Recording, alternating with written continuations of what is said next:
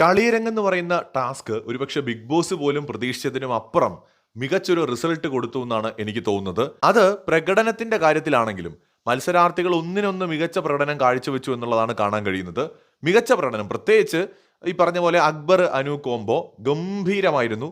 നമ്മുടെ ഷാനവാസ് നെവിൻ കോംബോ അടിപൊളിയായിരുന്നു. ശൈത്യ നൂറ കോംബോ അടിപൊളിയായിരുന്നു. ഇതിനകത്തൊക്കെ അവരുടേതായിട്ടുള്ള ക്രിയേറ്റിവിറ്റി ഉണ്ടായിരുന്നു. അപ്പാനിയുടെ ടീമും അത്യാവശ്യം നന്നായിട്ട് പെർഫോം ചെയ്തു. ക്രിയേറ്റിവിറ്റി കുറവായിരുന്നു, കാരണം ഓൾറെഡി അപ്പാനി പെർഫോം ചെയ്ത ഒരു കാര്യമാണ്, അതിനെയാണ് അവർ കൊണ്ടുവന്നത്. അപ്പോൾ അതുകൊണ്ട് ക്രിയേറ്റിവിറ്റി കുറവായിരുന്നു, എന്നിരുന്നാലും അത്യാവശ്യം നല്ല പെർഫോമൻസ് ആയിരുന്നു. അതുപോലെ തന്നെ വളരെ നാച്ചുറൽ ആയിട്ടുള്ള ഒരു ആക്ടിങ് ആയിരുന്നു നമ്മുടെ ആര്യനും ജിസേലും തമ്മിൽ. അവര് ജീവിക്കുകയായിരുന്നു. ലാലേട്ടൻ അഭിനയിക്കുന്നതല്ല ജീവിക്കുന്നതാണെന്നൊക്കെ നമ്മൾ പറയില്ലേ, അതുപോലെ അവർ ജീവിക്കുകയായിരുന്നു. ഒരു നിമിഷം ഹിന്ദി സിനിമയുടെ സെറ്റിലാണോ എന്ന് തോന്നിപ്പോയി. അമ്മാതിരി അഭിനയമായിരുന്നു അവർ കാഴ്ചവെച്ചത്. എപ്പിസോഡിൽ കൂടുതൽ വിശദമായി തന്നെ കാണാൻ കഴിയുമെന്ന് വിചാരിക്കുന്നു.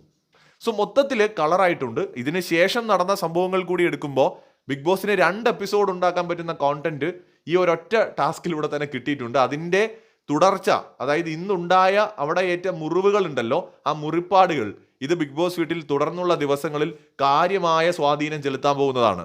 അപ്പാനി, ശൈത്യ, നൂറ, ആദില ഇവരുടെയൊക്കെ കാഴ്ചപ്പാടുകളും നിലപാടുകളും ഒക്കെ മാറി മറിയാനുള്ള സാധ്യതയും ഇന്നത്തെ സംഭവത്തോടു കൂടി ഉണ്ടാവുകയാണ്. Bigg Boss Malayalam season 7 promo അപ്ഡേറ്റുമായിട്ടാണ് ഞാൻ എത്തിയത്. പ്രൊമോ വന്നിട്ടുണ്ട്. ബിഗ് ബോസ് കളിയരങ്ങിൽ ഒന്നാമനാരാകുമെന്നതായിരുന്നു ചോദ്യം. അപ്പോൾ നമ്മൾ ഈ ലൈവിൽ കാണുന്നതിനേക്കാളും വെടിക്കെട്ടാണ് കേട്ടോ എപ്പിസോഡിൽ കാണാൻ.